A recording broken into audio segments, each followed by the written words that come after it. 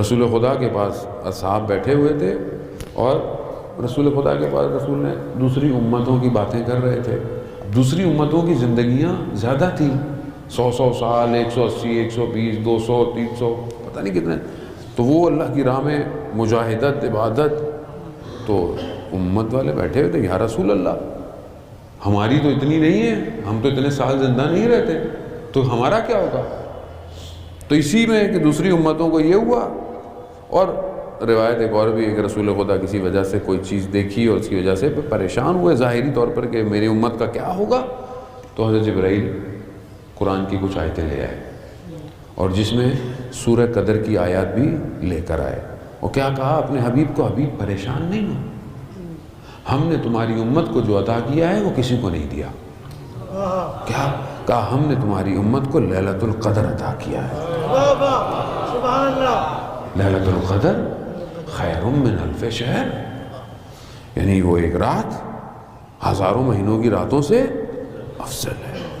لیکن اس رات کو درک کرنا پڑتا ہے.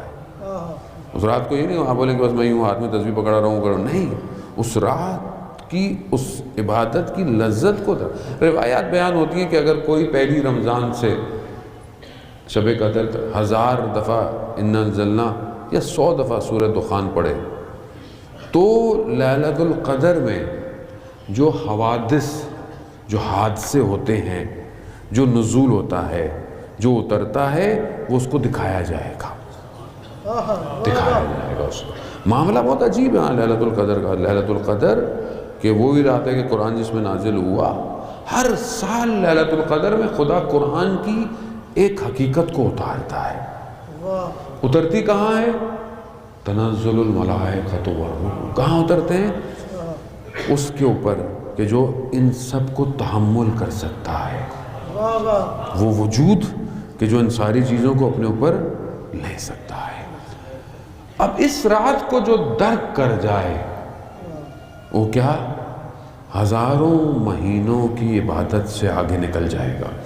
یعنی آپ یوں سمجھ رہے ہیں کہ ایک ٹائم کیپسول ہے، جیسے فلموں میں دکھاتے ہیں کہ ایک جگہ گئے، مشین گھومی، 100 سال آگے چلا گیا. تو ٹائم کیپسول ہے. رات کب سے؟ جب سے مغرب شروع ہوتی ہے. کب تک؟ فجر تک. اس رات میں کسی ایک زون کے اندر اگر وہ شخص داخل ہو جائے تو وہ ہزاروں مہینوں کی راتوں کو سفر کو طے کر جائے گا اور کمال پہ جائے گا. یعنی نارمل نہیں، ہاں پتہ نہیں کیا درک کرے گا. ہم تو قاصر ہیں ان باتوں سے، لیکن جو علماء نے درک کیا.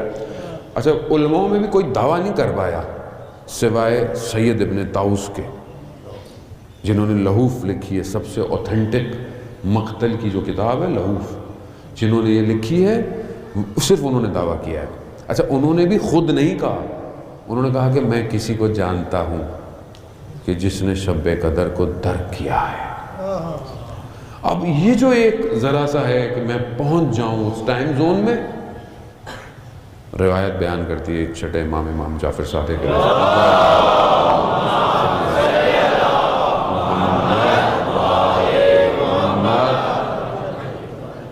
امام سے پوچھا گیا کہ لیلۃ القدر کیا ہے. امام ارشاد فرماتے ہیں کہ لیلہ یعنی فاطمہ، قدر یعنی پروردگار. اور جس نے ہماری جد کی جو حق ہے معرفت کا، اگر اس کے ساتھ پہچان لیا، گویا اس نے لیلۃ القدر کو درک کر لیا.